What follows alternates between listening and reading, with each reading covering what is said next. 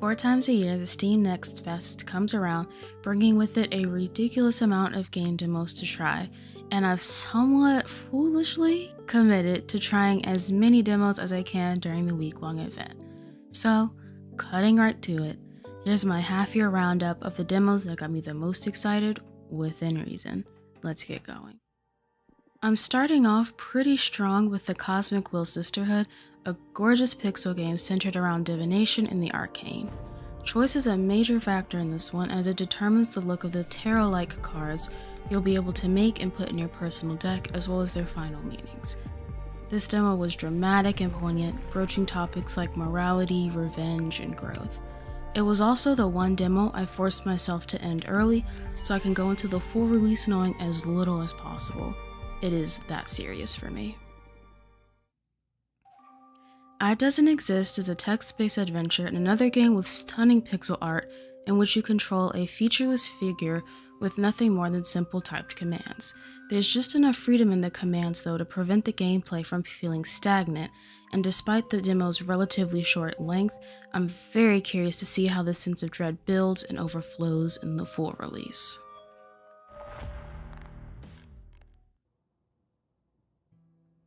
Do you like motorcycles, blood, hellbent dogs?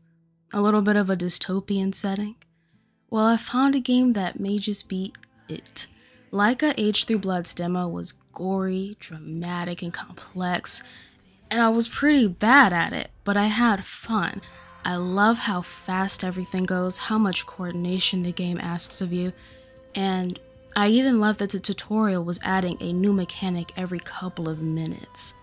More than that, the incredibly tragic storyline that's introduced is so compelling already.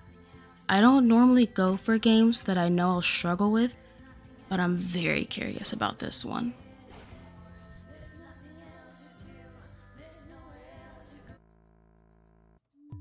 EbiTapes is perhaps the most surprising game on my list.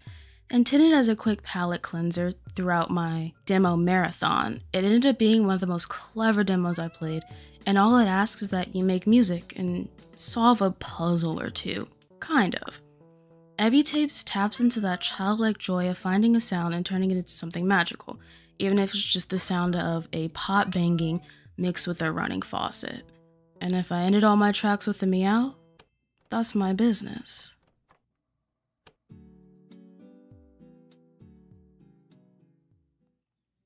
Sometimes, you see a game's visual style and immediately know it'll be for you. Let's Revolution was that game for me. Or I guess that demo for me. It's a roguelite for those of us who really miss Minesweeper, and a board game for those of us who like board games. It's colorful. The demo only had 2 characters available, but they both felt different, despite the simplicity in the gameplay mechanics.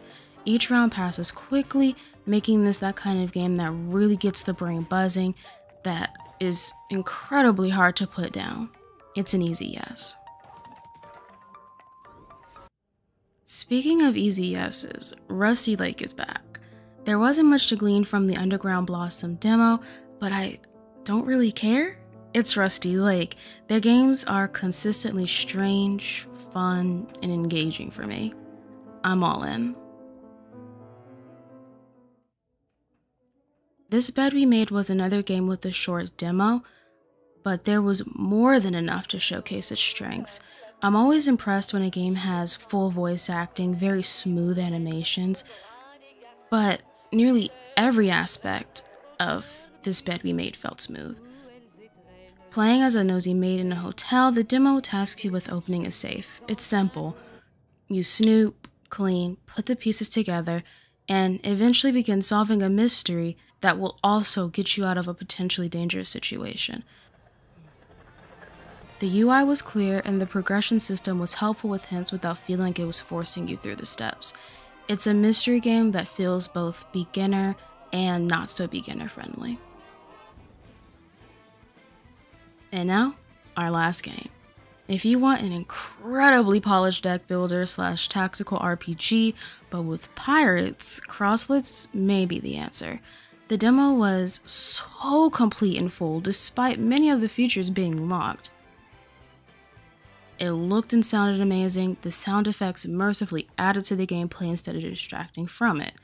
I'm always a little hesitant about games with a strong sense of humor, but in Crosslets it all came together beautifully to create a fun, fast, and surprisingly funny demo. I'm genuinely excited about a lot of games this year, which is a huge step up from last year.